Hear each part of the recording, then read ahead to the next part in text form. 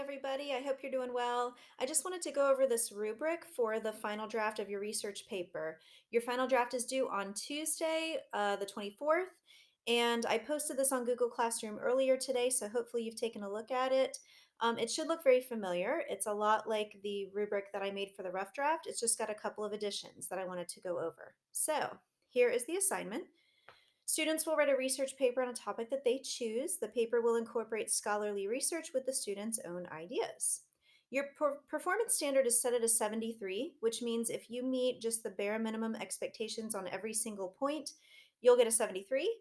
Every time you exceed the standard by doing something very well, which I will spell out for you, you'll get 3 extra points. And every time you fail to meet the standard, you will lose 3 points. Your total will be multiplied by 2 for a grade of something out of 200 points. Okay, so let's just go through it piece by piece.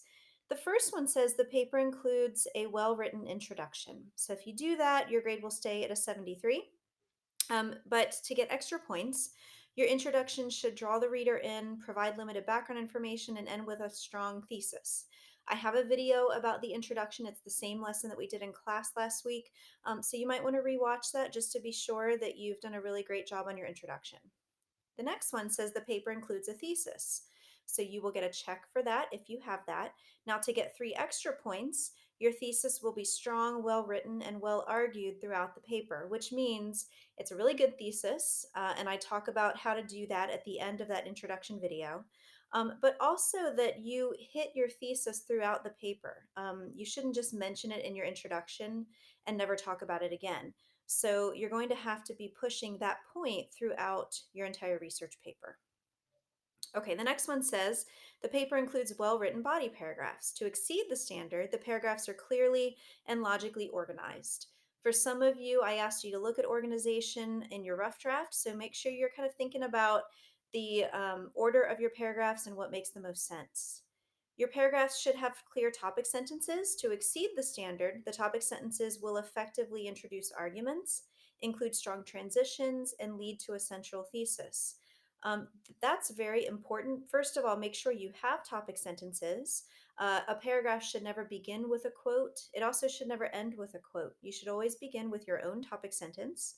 And your topic sentence should link from the previous paragraph. So that's what I mean by transitions. And of course, all of your topic sentences added up together should add up to your central thesis. Okay, the next one says the paper includes scholarly research.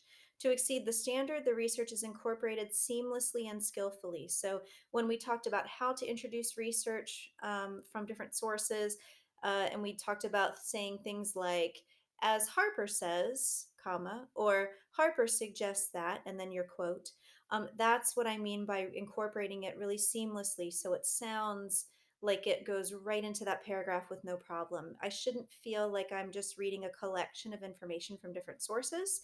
I should feel like I'm reading your words pieced together nicely with information from other sources.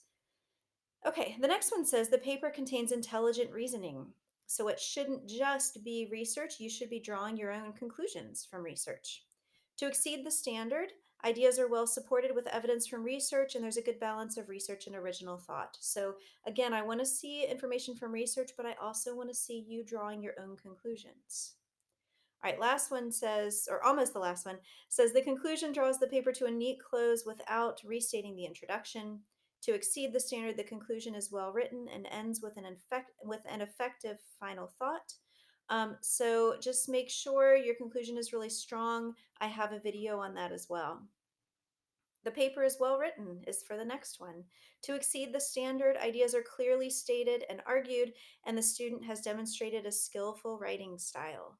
So this is my chance to give you extra points for just writing something that's really nicely done with really solid writing.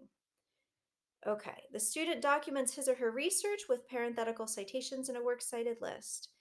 To exceed the standard, the student uses MLA citations correctly in all cases, meets the minimum source requirement, and documents properly. So if your documentation is perfect, then you will get 3 extra points there. All right, now the next two you cannot get extra points for, but I do reserve the right to take off points for these two things. The first one says the student does not commit distracting errors in spelling and grammar.